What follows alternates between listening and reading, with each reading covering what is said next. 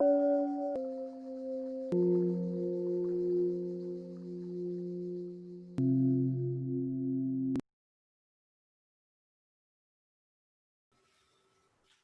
sommes divisés en 12. À l'image du ciel et de son zodiaque, à l'image de l'année et de ses mois, nous sommes divisés en 12. Alors, comment comprendre cela? Comment appréhender cette idée de division en 12? Alors, avant de répondre à cette question, on a besoin de faire un petit détour par la science physique et la science ésotérique. Le troisième principe hermétique nous dit que tout est vibration. Et en sciences physiques, la vibration est liée à la température. Et la température, le degré absolu n'est pas atteignable en physique. Donc ça veut dire que tout vibre toujours. Et dans notre monde en 3 dimensions, dans l'univers dans lequel on vit, tout possède une géométrie, tout possède une forme. Et donc, tout ce qui possède une forme vibre et donc émet un signal. Et nous, là, je ne peux pas encore partager l'écran. J'aurais besoin de pouvoir partager l'écran si c'est possible. Je vais bientôt vouloir mettre une illustration. Et donc, voilà, donc là, tout ce qui possède une forme vibre et émet un signal. Et nous, voilà, je vais pouvoir vous partager mon écran. Alors, je cherche la photo. Elle est là, normalement. Non, elle n'apparaît pas.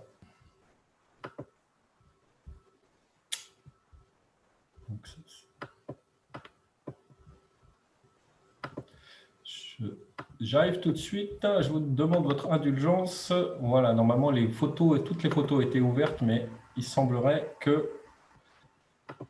n'apparaissent pas. Alors,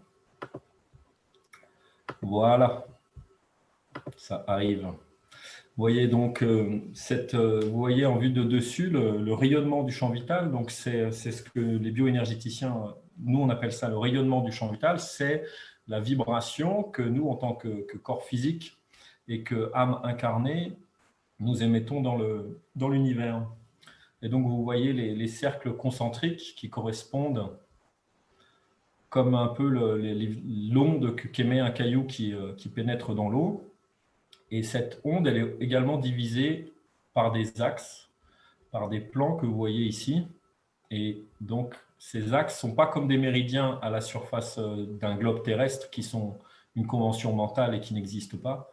Ces axes existent bel et bien et nous divisent en 12. Donc, en vue de côté, nous avons aussi la même vue. Je vais essayer de vous la partager. J'arrive tout de suite. Voilà. Voilà, donc vous voyez, en vue de côté, nous sommes aussi divisés en 12. Donc, vous voyez, à l'image du cadran d'une horloge, nous sommes divisés en 12 parties.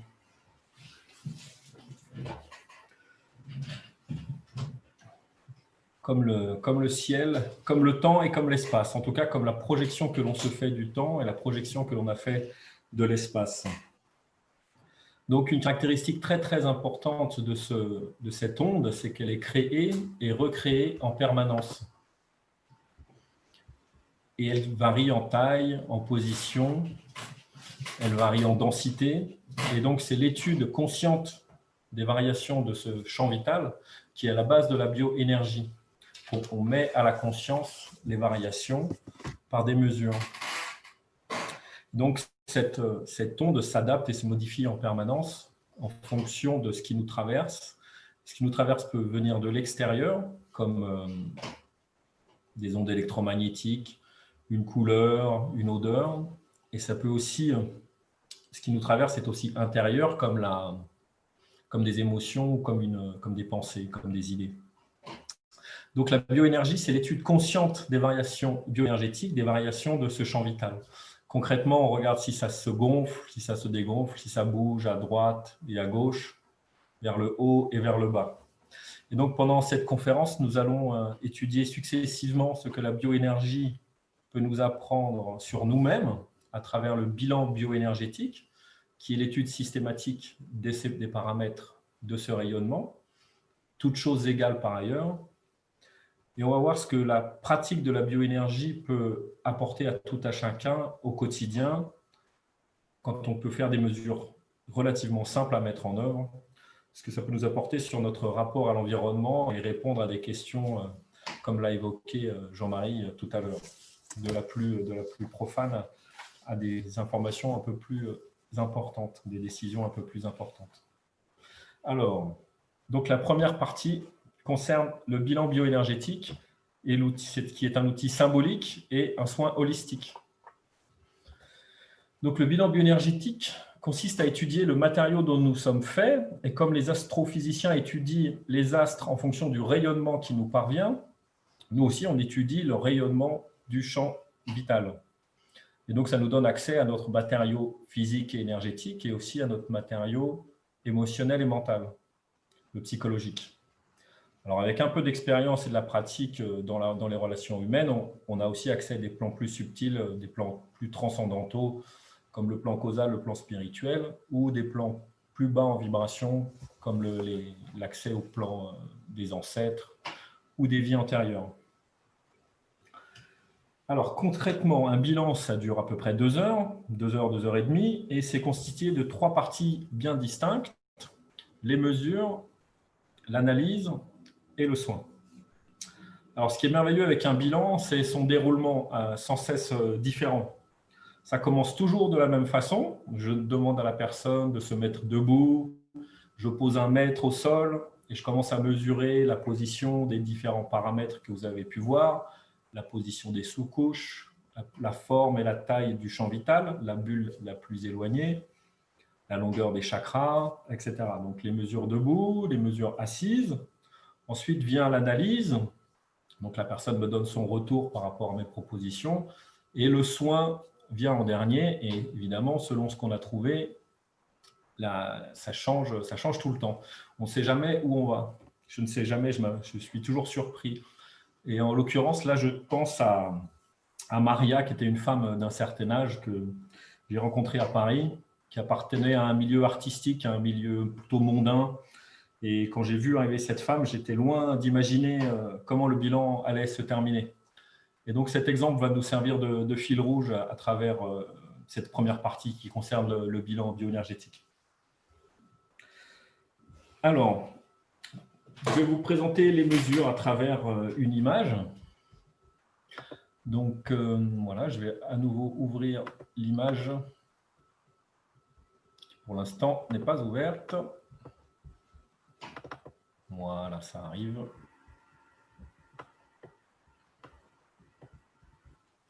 Alors, vous allez avoir une vue de profil,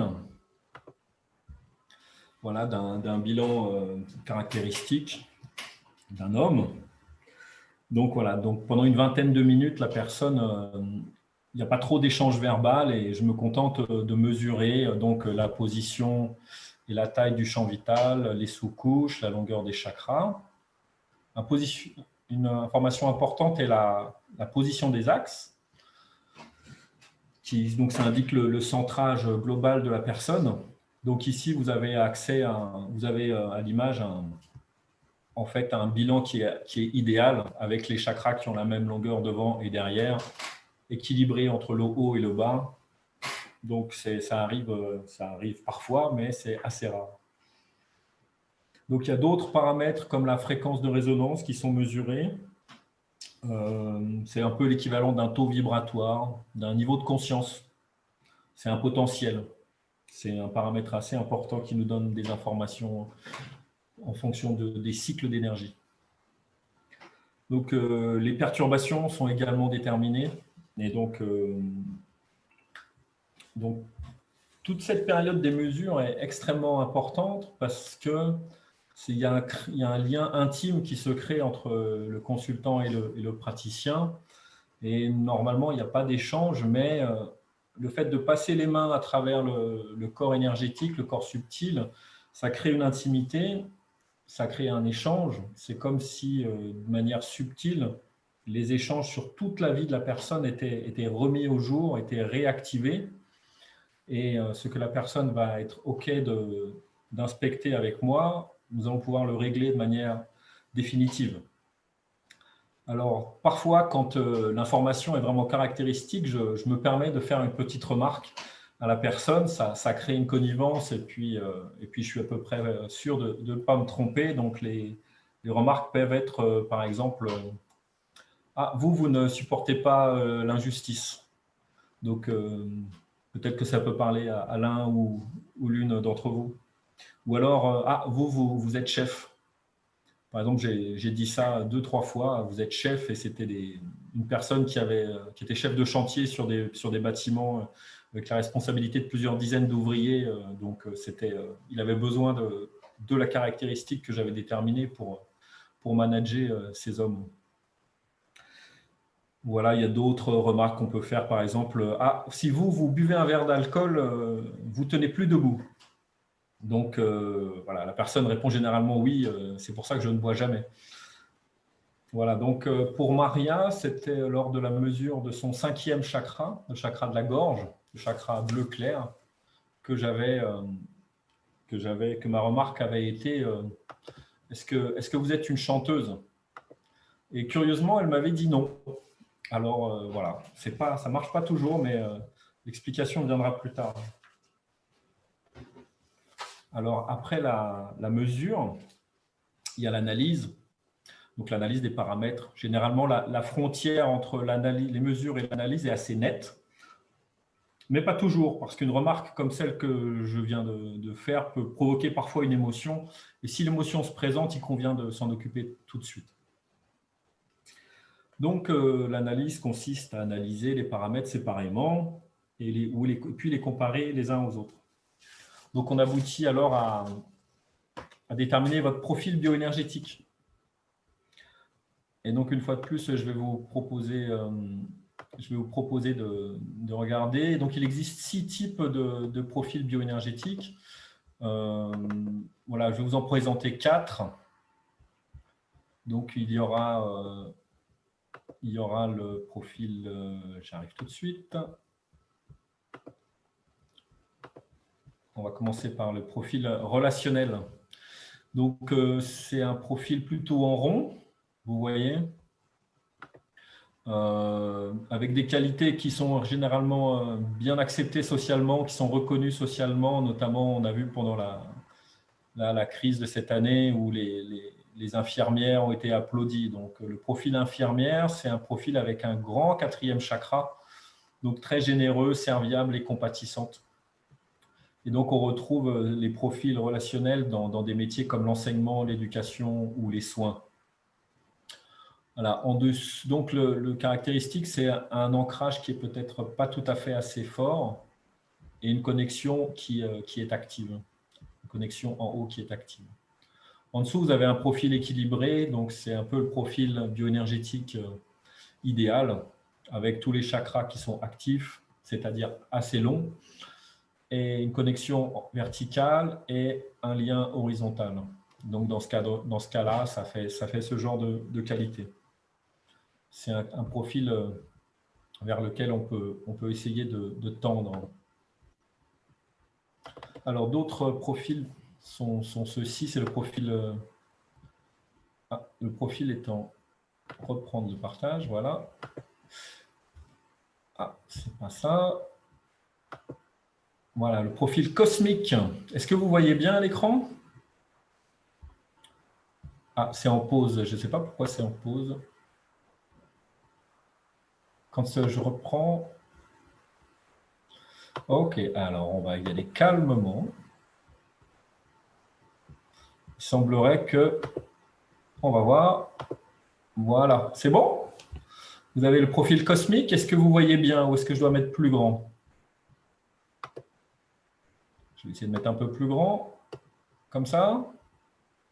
Voilà, le profil cosmique. Donc, vous voyez que la bulle est plus grande en haut qu'en bas. avec des chakras de la tête qui sont plus actifs que les chakras corporels. Et donc, il y a un décalage de toute la bulle vers le haut. Et donc, on a des gens qui travaillent plutôt du chapeau qu'avec le corps. Donc, on a des cosmiques intellectuels et des cosmiques spirituels, selon que le 6e chakra ou le 7e chakra est le plus grand. Une des problématiques, c'est que ces personnes qui se posent beaucoup de questions n'arrivent pas à concrétiser leurs idées. C'est à l'opposé du cosmotellurique qui lui a un ancrage assez important. Donc le cosmotellurique s'oppose plutôt au profil relationnel dans le sens où il est vertical, mais il est beaucoup moins horizontal. Notamment, ce n'est pas quelqu'un qui communique beaucoup. Ce n'est pas forcément quelqu'un qui est dans le… Ça y est, ça marche. Voilà. Bon, il y a des nouveaux participants qui sont arrivés. Couper leur micro, ce serait mieux. Voilà. Donc, je vais reprendre la main sur voilà, l'analyse. Donc, après avoir… je ne sais pas si vous me voyez à l'écran. Oui, c'est bon? OK. Alors, parce que moi, je ne me vois plus, mais ce n'est pas grave. Tout va bien. C'est le nouveau monde avec les conférences en ligne. Donc, voilà, donc ça c'est le. Donc je ne sais pas si vous reconnaissez dans un profil plutôt qu'un autre. Éventuellement, on pourra partager ça après la vidéo, après la conférence. Donc, la nature des perturbations est également une information très importante. Parce que voilà, il y a des perturbations qui sont plutôt énergétiques, d'autres qui sont plutôt émotionnelles, et d'autres qui sont plutôt mentales. Donc, au niveau des perturbations énergétiques, il y a les fuites ou les blocages. Pour les perturbations émotionnelles, on a des représentations sous la forme d'animaux. Les personnes trimballent des animaux avec elles qui sont plutôt des animaux qui ne sont pas très appréciés, comme des serpents, des méduses, des oursins, des asticots. Enfin, c'est pas toujours très… c'est la représentation d'un fonctionnement émotionnel. Les serpents sont plutôt associés à des peurs précises, des choses qui arrivent vite et qui repartent, des angoisses, alors que la méduse est plutôt associée à quelque chose de plus sourd, de plus inconscient, d'un peu plus aqueux, sous-marin. Donc voilà, c'est un animal des grands fonds. Alors les perturbations qui sont mentales sont plus des formes pensées. Donc c'est souvent de l'auto-sabotage. Et c'est des choses qu'on se met nous-mêmes, qu'on peut se mettre une corde autour du cou si on se marie, ou on peut se mettre un chapeau si on prend la responsabilité. On peut avoir des boulets aux pieds. Voilà, donc l'exemple du chapeau, c'était celui d'un jeune homme d'une vingtaine d'années qui avait malheureusement eu le décès de son papa quand il avait 18 ans. Et j'avais déterminé en soins qu'au moment du décès de son père, il s'était mis la responsabilité de la famille. Il s'était autoproclamé chef de famille pour remplacer le père auprès de sa maman et de ses frères et sœurs. Et malheureusement, donc c'est là où on voit que le symbole est important dans le bilan, parce que ce symbole représente sa blessure, mais a aussi une action énergétique dans le sens où ça le coupe au niveau du 7e chakra, donc qui est lui-même associé au père. Et comme il travaillait dans l'armée, si on a un problème de relation au père, à l'autorité, au gouvernement, ça finit par, ça peut faire des frictions. Donc c'était une des raisons pour lesquelles il consultait avec moi. Donc on voit que la nature des perturbations, leur localisation sont très importantes. Donc la localisation est à mettre en rapport avec la symbolique des chakras et plus généralement avec la symbolique du champ vital. Donc par exemple, ce qui est devant, c'est plutôt des choses qui sont montrées, qui sont conscientes, alors que les choses qui sont derrière, c'est des choses qu'on ne veut pas voir, qu'on ne veut pas montrer ou dont on n'a simplement pas conscience. Donc la nature des perturbations, la localisation des perturbations, on la met en lien avec la datation. Donc le bilan a ceci de merveilleux qu'on peut arriver à dater de manière très précise. On peut arriver à dater de manière très précise les événements et à focaliser sur les événements clés, les périodes clés. Donc au final, la question clé d'une analyse est: que s'est-il passé quand vous aviez tel âge, plutôt en rapport avec tel ou tel aspect de votre vie? Alors là, on peut avoir tout type de réaction. C'est la personne fond en larmes ou elle raconte un événement blessant, un événement oublié, ou évoque un aspect qu'elle a beaucoup travaillé, dont elle a parfaitement conscience, et parfois qu'elle pense complètement réglé. Et en fin de compte, ça apparaît encore pendant le bilan. Une autre réaction possible, c'est que la personne bloque complètement. Et dans ce cas-là, c'est pour ça que quand la personne bloque, on voit que l'aspect mental est très important. Et au final, c'est ça qui fait le lien avec l'analyse. Et avant de passer aux soins, j'aimerais vous partager l'analyse de Maria. Voilà, j'arrive tout de suite.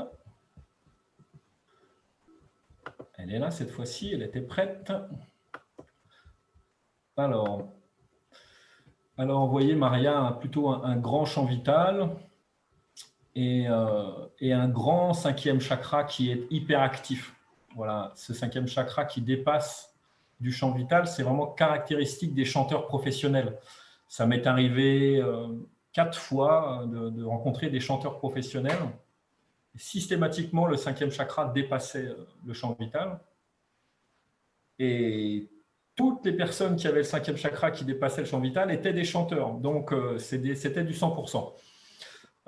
Et en l'occurrence, avec Maria, ça n'avait pas fonctionné. Donc, bon. Alors, l'explication viendra après, vous allez voir. Et donc, ce qui est caractéristique chez Maria, c'est la différence entre le haut et le bas. Vous voyez, donc on a un profil très cosmique. On a une personne qui est très dans les idées, qui est dans le spirituel, qui est dans les échanges intellectuels. Voilà, je vous dis, elle appartenait à un milieu artistique, mondain. Voilà, c'était pas quelqu'un qui travaillait dans la forêt. Et vous voyez que son plan horizontal était très, très haut. Et donc, elle fait vraiment partie de ces personnes qui, au moindre verre d'alcool, commencent à tituber. Dès que l'alcool fait monter le plan, et dès que le plan monte au-dessus des épaules, c'est le moment où on perd l'équilibre. Donc, le premier chakra, c'était en fait, vous voyez, tous les chakras sont actifs, donc tout se passe bien, tout fonctionne très bien, sauf l'ancrage. Donc, la relation à la terre, à la matière, à la maman.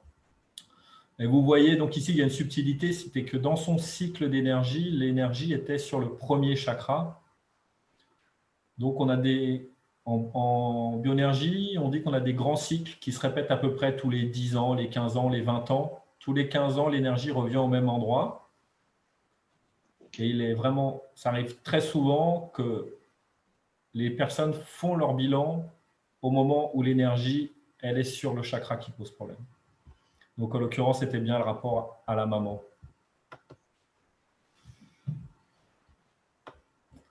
On va passer à la partie soins. Donc, la réaction du mental, en fait, et le temps de l'acceptation, c'est ce temps-là qui sépare l'analyse du soin. Donc, une des raisons majeures du fait qu'on passe beaucoup de temps sur les mesures et sur l'analyse, c'est de rassurer le mental et l'ego, afin que ça soit une aide pendant la période de libération des énergies, des émotions. Et non pas un frein, parce qu'une personne qui résiste avec son mental ou son ego ne va pas se permettre de se libérer définitivement. Donc les transformations sont plus profondes et durables lorsque l'ego, le mental, observe la justesse et la rationalité et la précision des informations qui sont données. Donc là, c'est la partie la plus créative, c'est la partie la plus… voilà, c'est là où il se passe des choses merveilleuses parfois, des choses un peu plus compliquées à d'autres moments. Donc, concrètement, il s'agit d'évacuer les émotions. C'est ça le plus important, parce que selon nous, les émotions, c'est l'encre avec laquelle on écrit nos souvenirs. C'est pour ça que ce qui n'est à l'école, ce qui n'est pas vécu avec émotion n'est pas retenu. Donc, c'est pour ça qu'on a oublié 90% de ce qu'on a étudié. Et en revanche, on sait qu'un professeur de n'importe quelle matière peut nous faire aimer cette matière quand il la rend passionnante. Et c'est bien les émotions qu'il arrive à transmettre qui sont le support de la mémoire. Et donc, en thérapie, en soins holistiques comme ça, si le mental est d'accord, on va chercher l'émotion et on la libère. Et donc, du coup, on change le passé pour changer le futur. Et donc, on ne change pas les faits, mais on change la façon dont ils ont été vécus. Et donc, ça, c'est là où on peut voir des transformations les plus importantes. Alors, l'idéal, c'est voilà, au fur et à mesure du soin, de la libération des croyances ou des émotions, je vérifie que les axes se recalent, je vérifie que les perturbations disparaissent. Et pour moi, le summum de l'élégance, c'est quand les perturbations disparaissent d'elles-mêmes sans qu'on ait besoin d'agir directement. C'est le signe que la transformation sera durable et la transformation plus profonde. Donc, voilà, donc l'idée, voilà, donc je vérifie que tout soit bien centré, que tout soit bien libéré. Et s'il y a besoin de faire une action énergétique, alors elle est faite. Et parfois, donc c'est des grandes règles, mais parfois je fais une libération dès le début du bilan parce que si la perturbation elle est trop importante, elle peut me gêner moi et elle peut rendre impossible la libération. Donc on n'est pas, voilà, c'est pas toujours des règles immuables. Donc pendant le soin avec Maria, ce qui s'était passé, c'était que on avait mis au jour la relation à sa maman qui posait problème. Et en parlant, et donc en fait, à chaque fois que j'évoque ce souvenir, c'est la même chose, je commence à avoir des frissons. Et en fait, on avait ressenti la présence de la Vierge Marie. Et entre son nom, son prénom et son nom de famille, qui était vraiment presque le même que ce qu'on va voir tout de suite, ce qu'on va écouter, en fait, on a eu la chance, la grâce de recevoir les vibrations de la Mère universelle, la Mère divine. Et donc, voilà ce que j'avais proposé d'écouter à Maria en fin de bilan.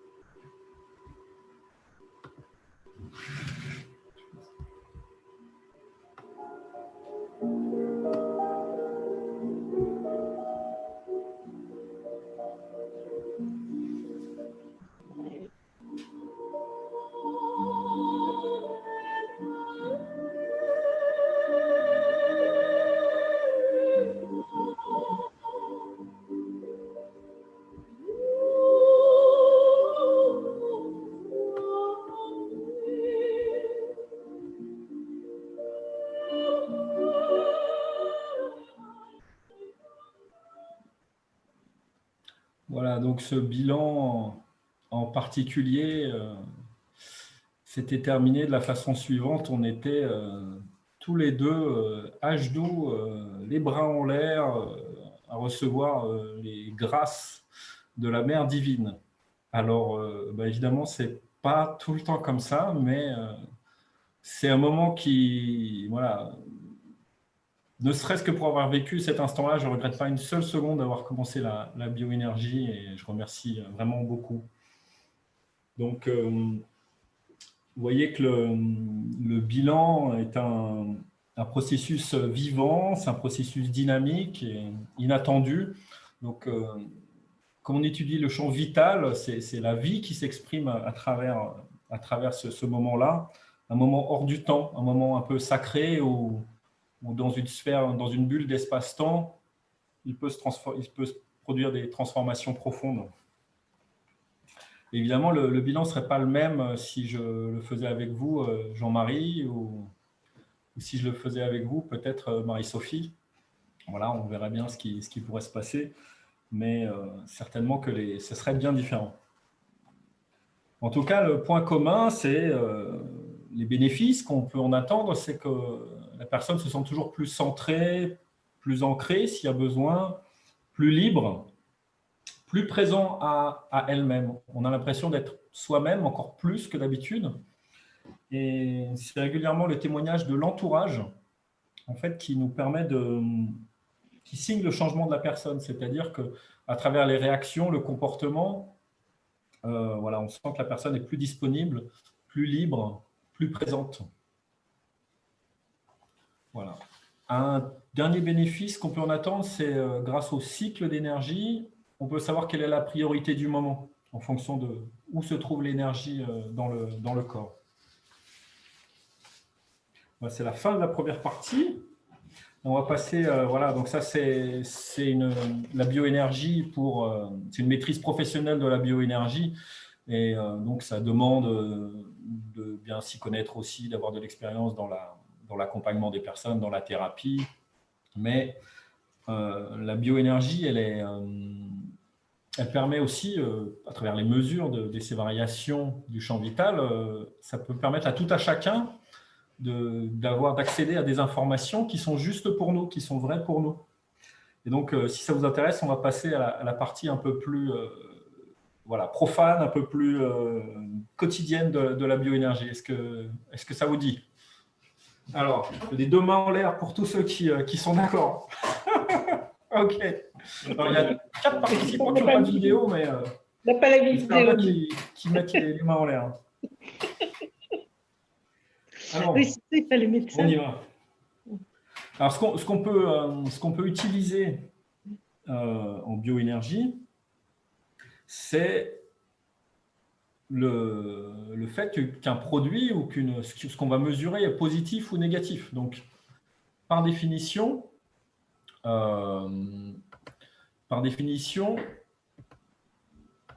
le fait, ce qui est positif, c'est ce qui augmente le champ vital, et ce qui est négatif, c'est ce qui va le contracter.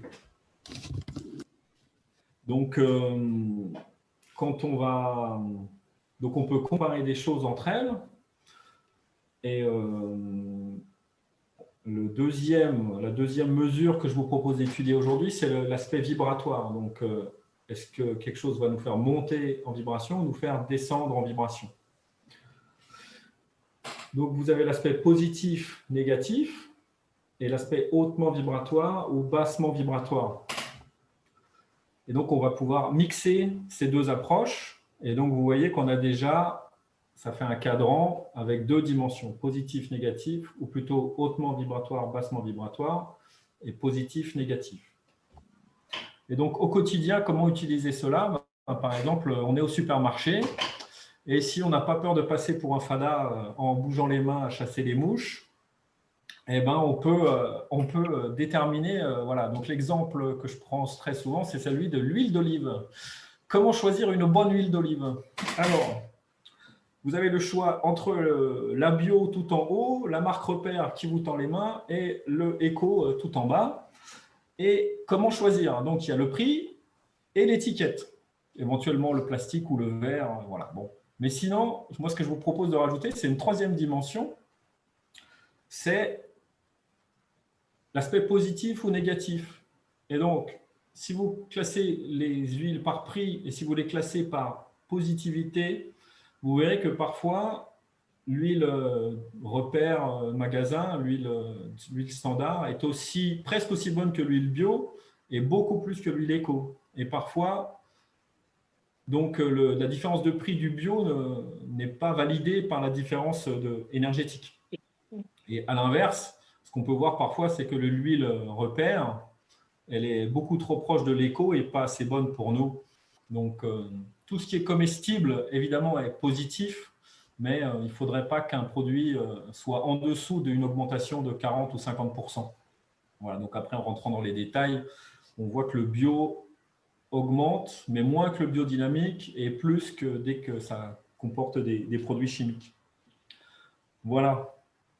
Alors, quand on fait des ateliers, quand je propose des ateliers, on apprend d'abord à s'étalonner sur les couches, à sentir l'augmentation, la diminution avec des exercices simples. Et pareil avec le plan horizontal. Et donc, d'ailleurs, je fais des ateliers à partir de demain. J'ai un atelier en bioénergie où on verra justement l'aspect positif, négatif. Non, d'ailleurs, demain, on fera l'aspect plan horizontal qui monte ou qui descend, qui est un peu plus accessible. Juste après avoir vu quelques lois fondamentales qui sous-tendent la pratique de la bioénergie, parce que c'est important, notamment quand on fait un peu de radiesthésie. Et donc, voilà, quand on fait un atelier, on voit que les mêmes personnes ne réagissent pas tout à fait de la même façon au même produit. Donc, on voit que l'influence de son propre bilan, le fait qu'on soit ancré ou peu ancré, fait qu'on réagit différemment au même produit ou aux mêmes ambiances ou à la même… voilà. Pour tout ce qui est d'ordre physique, pour tout ce qui est produits chimiques ou produits alimentaires, on a tendance à réagir à peu près de la même façon. Mais plus on va dans des expériences subtiles, énergétiques, émotionnelles, mentales, et plus la différence entre chaque personne est sensible. Et des personnes peuvent réagir très différemment à un même lieu. Donc, oui, j'ai l'exemple d'un cimetière néolithique, en fait, un dolmen négatif. Et selon où on en est avec son rapport à la mort, la réaction énergétique n'est pas la même quand on s'approche de ce lieu. C'est sur les hauteurs de Colmar, quand on va dans les Vosges, au Steinberg, pour ceux qui sont dans la région. Voilà, donc ce qui se passe, ce que je voulais vous partager aussi, c'est que la bioénergie a été développée pour la géobiologie. C'est-à-dire que le fait d'avoir un ensemble de paramètres complexes crée une signature vibratoire. Donc, on a l'augmentation, la diminution, le haut, le bas, et il existe d'autres paramètres comme la densité et encore d'autres paramètres sur lesquels je ne vais pas rentrer dans le détail aujourd'hui. Mais ça permet de sortir du fait de l'utilisation des unités bovis qui sont linéaires. Donc, l'utilisation de la bioénergie en géobiologie permet de qualifier un phénomène, un lieu. Donc, si vous avez un lieu extrêmement vibratoire, qui peut être à 15 000 bovis, et vous pouvez avoir une crypte dans une église Saint-Michel ou Saint-Georges, qui est bassement vibratoire, mais qui est extrêmement positif. Et on peut aussi avoir 15 000 bovis. Mais entre un vortex qui capte de l'énergie cosmique et un courant tellurique qui fait entrer en résonance nos chakras corporels, on n'a pas du tout la même action sur le corps, on n'a pas du tout les mêmes circulations énergétiques à l'intérieur, on n'a pas du tout la même action, on n'a pas le même bénéfice. Donc la signature vibratoire de l'étude du rayonnement du champ vital permet de faire la différence. Et d'ailleurs, je propose 2 autres ateliers le début décembre, les 6 et 13 décembre. C'est le dimanche matin à 10 h. Ça dure à peu près 1 heure. Et on va rentrer en lien avec la cheminée cosmotellurique et le vortex. Donc les vortex sont toujours positifs et vibratoirement hauts, alors que la cheminée peut être soit négative, soit positive. D'ailleurs, à ce niveau-là, j'ai déjà fait l'année dernière des vidéos sur les cheminées, et je vous mettrai les cheminées, les vortex, et je vous mettrai dans le chat les liens. Je vous mettrai aussi le lien vers la vidéo de la Calas et vers ma chaîne YouTube. Voilà, donc quand on fait ces ateliers, on arrive à voir les gens qui sont un peu, qui sont disposés pour la géobiologie. Donc c'est ceux qui ont un bon ancrage, en fait, un bon rapport aux vibrations basses. Et je me rappelle de Fabien d'ailleurs, qui était un de mes stagiaires quand je donnais des cours avec Stéphane Cardino, qui est l'inventeur de la méthode. Donc, vous pouvez retrouver les livres, bioénergie notamment, géométrie sacrée. Et donc, ce jeune homme avait une voix très, très grave. Il chantait de manière incroyable. Et il rentrait en résonance de manière très, très forte avec les vibrations basses. Et son plan horizontal pouvait descendre extrêmement bas. Par contre, il plafonnait assez vite au niveau des vibrations hautes. Donc, c'est curieux parce que c'était un profil atypique, mais qui était disposé, qui avait des dispositions pour la géobiologie. Et d'ailleurs, c'est devenu un professionnel de la géobiologie et du soin en Suisse. Voilà. Ce que je vous propose, avant de conclure, c'est de faire un petit exercice. On va essayer ça en ligne. Je vous propose de vous étalonner sur le plan horizontal. Et donc, pour ça, je vous propose qu'on se lève tous. Je dormais un petit peu. Et voilà, je vais me retourner, prendre un peu de recul. Il faudrait Vous voyez toujours bien. qu'on fasse ça. Là. Voilà, l'idée, c'est qu'on va utiliser une des lois On le fait? de l'univers qui dit que l'énergétique obéit au mental. Et donc, on va tous se dire que notre plan horizontal se trouve au niveau du nombril. Mon plan horizontal est au niveau du nombril. Donc, vous pouvez marquer avec votre main droite la position du nombril et avec la main gauche, vous allez venir descendre à partir de l'épaule et vous arrêtez sur le nombril. Vous descendez et vous venez toucher votre plan horizontal par le haut ou par le dessous. Voilà. Et si vous voulez, vous pouvez allumer vos micros momentanément. Mais c'est où? Qu'est-ce que vous ressentez? Peut-être Florence? Ben, ça rebondit. Ah, moi, j'entends pas. Attends. Ouais, toujours.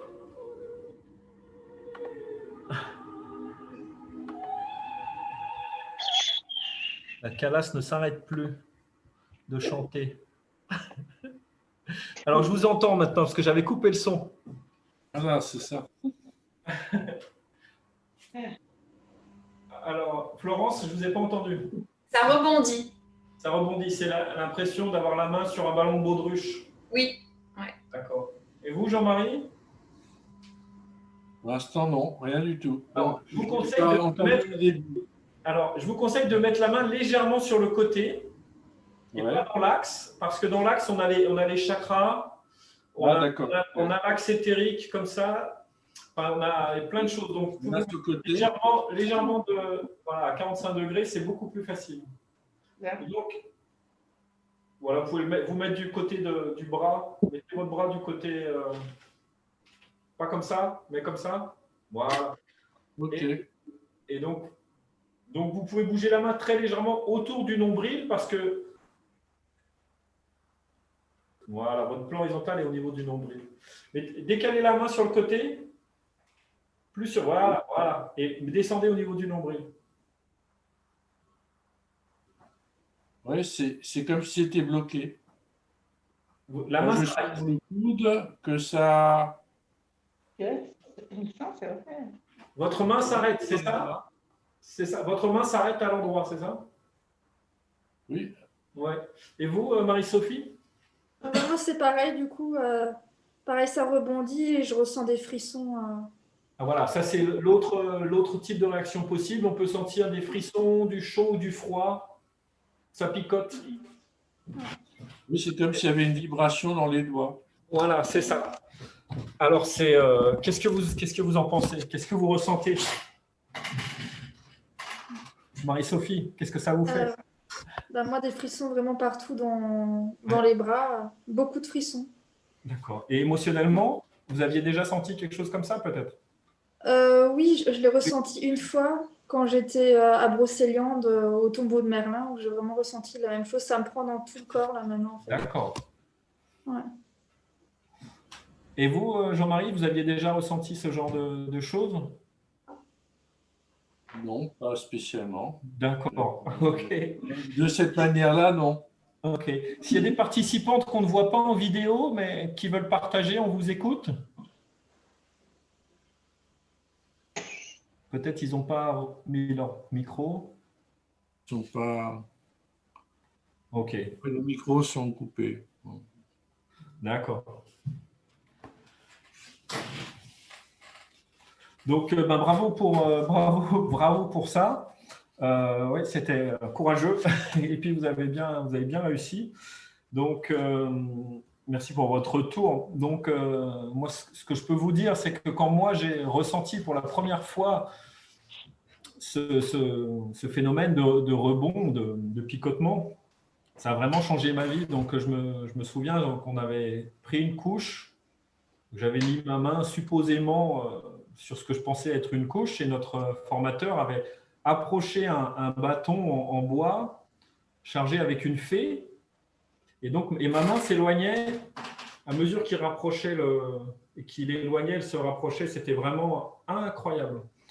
Et ce jour-là, j'ai vraiment basculé dans un autre monde.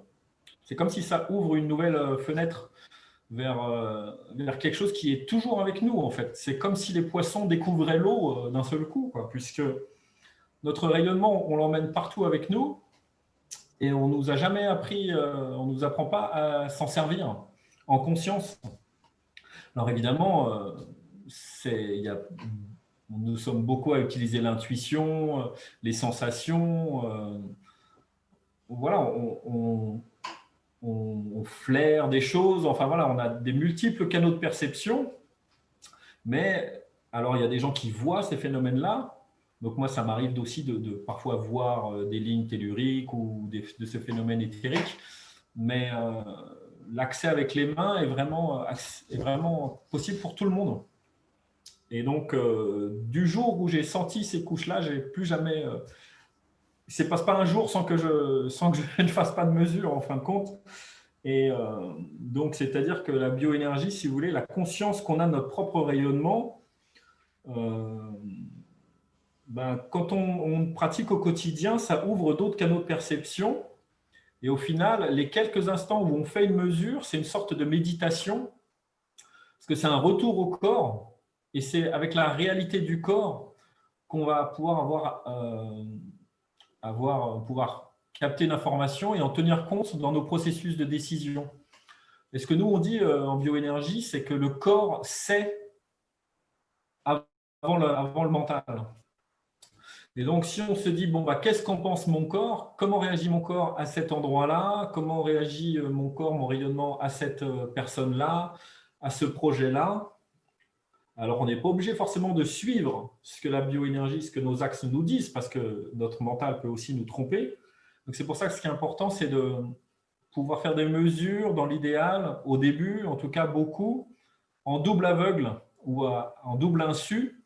C'est-à-dire quelqu'un qui ne sait pas ce que vous allez mesurer vous apporte quelque chose que vous ne connaissez pas et comme ça, vous êtes vraiment à l'écoute des variations de votre champ vital. Et vous ne mesurez pas ce que vous pensez de ce qu'on vous apporte. Voilà, donc en atelier, on fait ce genre de mesures aussi en double aveugle. Voilà, donc à chaque mesure, on devient plus conscient de la réalité corporelle. En fait, on devient plus unifié. Donc, au final, cette division en 12, c'est plutôt qu'on a peut-être 12 aspects différents qui nous rendent plus unifiés. Voilà, la bioénergie, c'est la manifestation de la conscience à l'œuvre. Et donc, quand elle rentre dans notre vie, elle n'en sort plus.